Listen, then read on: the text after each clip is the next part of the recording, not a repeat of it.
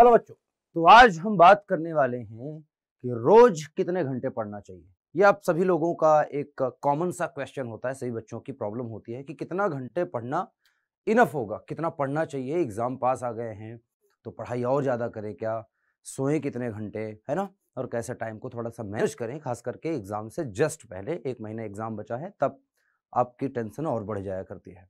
तो इन दिनों में आपको किस प्रकार से पढ़ाई करना है, किस तरह से डिसाइड करना है कि कितने घंटे पढ़ें, क्योंकि हर एक बच्चे का टाइम टेबल अलग हो सकता है, हर बच्चे के घर का टाइम टेबल अलग हो सकता है, खाना खाने का, उठने का, सोने का, जगने का, सबका अलग अलग टाइम होता है।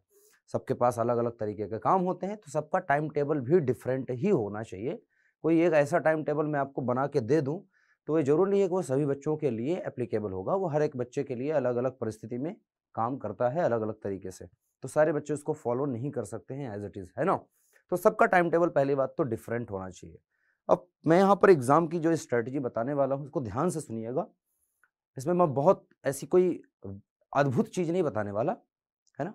बेसिक सी बातें करूंगा, वो बातें करूंगा जो आपको समझ में आनी चाहिए और आपको समझनी है। ध्यान दे के सुनना इंपॉर्टेंट है आपके लिए, आपके एग्जाम की प्रिपरेशन में बहुत ज्यादा भूमिका अदा करेगी, बहुत अच्छे से। तो हम बात कर रहे हैं कि कितने घंटे पढ़ना चाहिए, कितना इनफ होगा, है ना, एग्जाम के लिए। तो सबसे पहला क्वेश्चन जो बनता है इसके आंसर से पहले, जो कि कितना घंटे पढ़ना चाहिए, उससे सबसे पहला क्वेश्चन अब ये बनता है कि क्या हर रोज कुछ सुनिश्चित घंटे ही पढ़ना चाहिए। क्या कोई फिक्स घंटा है कि इतने घंटे, 10 घंटा फिक्स कर दिया तो 10 घंटे ही पढ़ना चाहिए, 8 घंटे फिक्स कर लिया तो 8 घंटे। कुछ बच्चे होते हैं जो कहते हैं मैं डेली 10 घंटा पढ़ता हूँ, कुछ कहते हैं डेली 12 घंटा पढ़ता हूँ, कोई कहता है डेली 6 घंटे पढ़ता हूँ। तो बच्चे अलग अलग तरीके के हैं, अलग अलग तरीके से टाइम निकालते हैं और वो इस तरह से पढ़ाई करते हैं। मैं यहाँ पर ये तो नहीं कहूँगा आपको कि ये गलत तरीका है। जिन बच्चों को ये तरीका फ़ायदेमंद साबित होता है, जिन बच्चों के लिए, उनके लिए अच्छी बात है। लेकिन उन्हीं के लिए ये फ़ायदेमंद है जो पूरे 1 साल से पढ़ते आए हैं, जिन्होंने अपने सब्जेक्ट को कवर कर लिया है, 90% 80% कवर कर चुके हैं, थोड़ा बहुत बचा है वो कवर कर लेंगे या कवर कर चुके होंगे, रिवीज़न कर रहे कर रहे होंगे। लेकिन ये हर एक बच्चे के लिए कारगर साबित हो ये ज़रूरी नहीं है। एक्चुअली होता ही नहीं। आप 2 दिन 4 दिन फॉलो करते हैं, 1 हफ्ते फॉलो करते हैं अपने टाइम टेबल को, उसके बाद आप अपने टाइम टेबल से हट जाया करते हैं, भटक जाया करते हैं, फॉलो नहीं कर पाते हैं। कोई न कोई परिस्थिति, कोई न कोई मुसीबत, कोई न कोई ऐसी सिचुएशन क्रिएट हो जाती है कि आप चाह कर भी अपने टाइम टेबल को जो आपने बनाया है, वो आप फॉलो नहीं कर पाते हैं। तो क्या सुनिश्चित 1 घंटा या 10 घंटा या 5 घंटा पढ़ना ज़रूरी है? तो मैं अब कहूँगा, अगर अगर आप स्टार्टिंग से पढ़ रहे होते तो बहुत अच्छी बात थी। अगर रोज़ आप 4 घंटा पढ़ रहे थे या 6 घंटा पढ़ते रहे और लगातार 6 महीने से, 4 महीने से, 8 महीने से पढ़ रहे हैं, तब तो बहुत अच्छी बात है। लेकिन अगर ऐसा नहीं था, तो अब सुनिश्चित घंटे पढ़ने से नहीं होगा। अब बात ये है कि अगर आपने पूरे साल भर अच्छे से तैयारी नहीं की है या आपकी तैयारी अच्छी नहीं हुई है, 50% तैयारी हुई है, 60% तैयारी हुई हो या 40% तैयारी हुई है, अब 1 महीने के अंदर 100% तैयारी करना है, तो उसके लिए निर्धारित घंटा नहीं होना चाहिए कि हमको 4 घंटा पढ़ना है या 6 घंटा पढ़ना है या 8 घंटा पढ़ना है। इसके लिए क्या है बेटा, अब आपको अपनी ज़रूरत के हिसाब से पढ़ाई करनी है। ज़रूरत के हिसाब से मेरा मतलब क्या है? ज़रूरत के हिसाब से मेरा मतलब है बेटा कि अगर आप कमज़ोर हैं किसी सब्जेक्ट में, कोई सब्जेक्ट आपका बहुत ही वीक है, आपने कवर ही नहीं किया, आपका सिलेबस ही कंप्लीट नहीं है, तो आपको सिंपल सी बात है, कॉमन सेंस है कि आपको उस सब्जेक्ट पर ज़्यादा मेहनत करनी पड़ेगी, ज़्यादा टाइम देना पड़ेगा। आपने सिलेबस पूरा नहीं किया है तो आपको ज़्यादा पढ़ना पड़ेगा।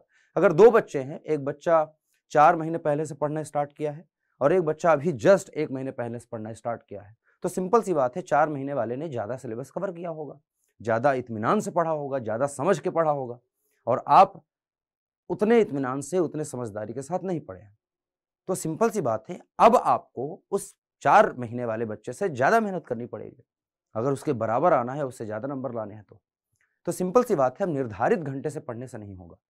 आप डिसाइड करिए कि आप कहाँ पर कितना घंटा निकाल पा रहे हैं, कहाँ पर पढ़ पा रहे हैं।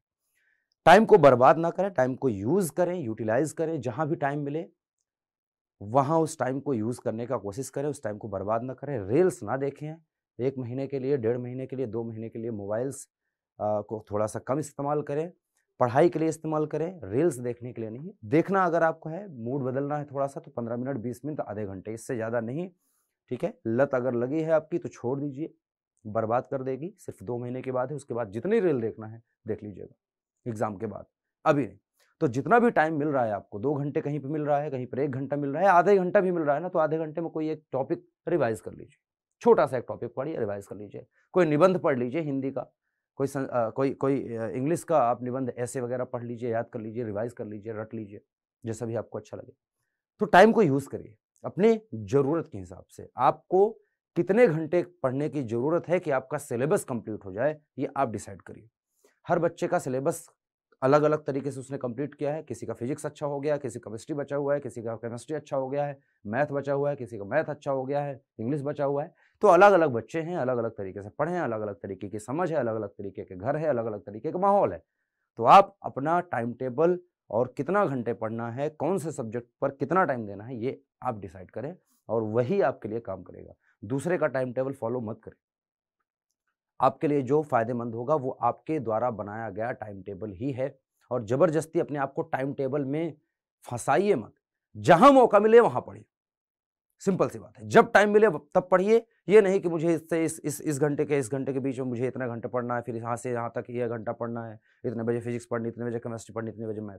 अब ये बेवकूफ़ों वाली जो है हरकत छोड़िए। सीधे से पढ़ाई करिए। जितनी ज़रूरत है उससे ज़्यादा पढ़िए, तभी जाके सफल होंगे। अगला पॉइंट है कि अपनी कमज़ोरी को ढूँढो और उसको दूर करो। टाइम टेबल तो ठीक है बना लिया आप।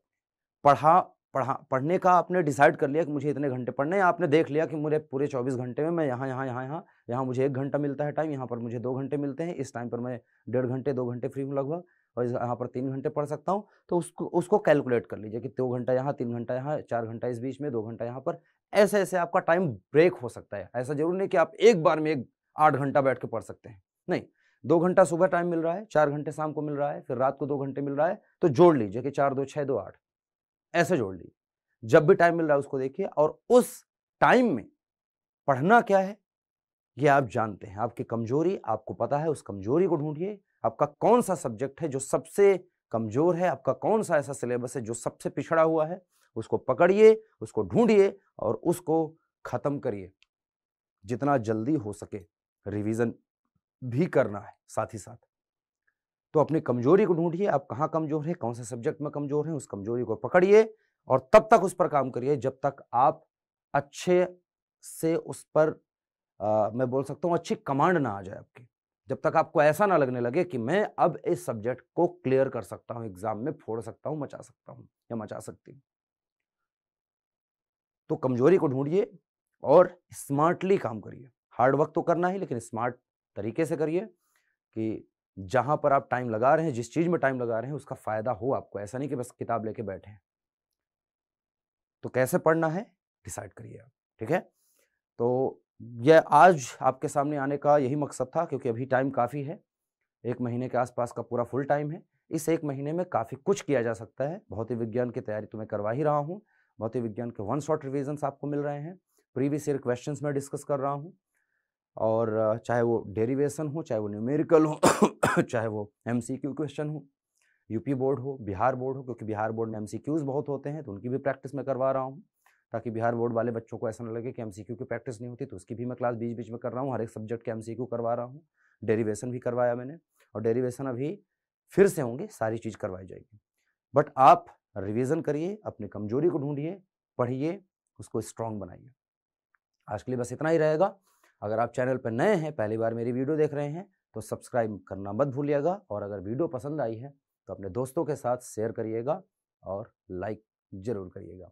और कमेंट करके बताना कि आपकी तैयारी कैसे चल रही है और कितना परसेंटेज इस बार आप लाना चाह रहे हैं। इस साल के एग्ज़ाम में आप कितना एक्सपेक्ट कर रहे हैं, कितना लाने की कोशिश कर रहे हैं, आपका लक्ष्य क्या है? बताइएगा ज़रूर कमेंट करके। आज के लिए बस इतना ही, फिर मिलेंगे आपको नेक्स्ट सेशन में, तब तक के लिए बाय बाय, टेक केयर।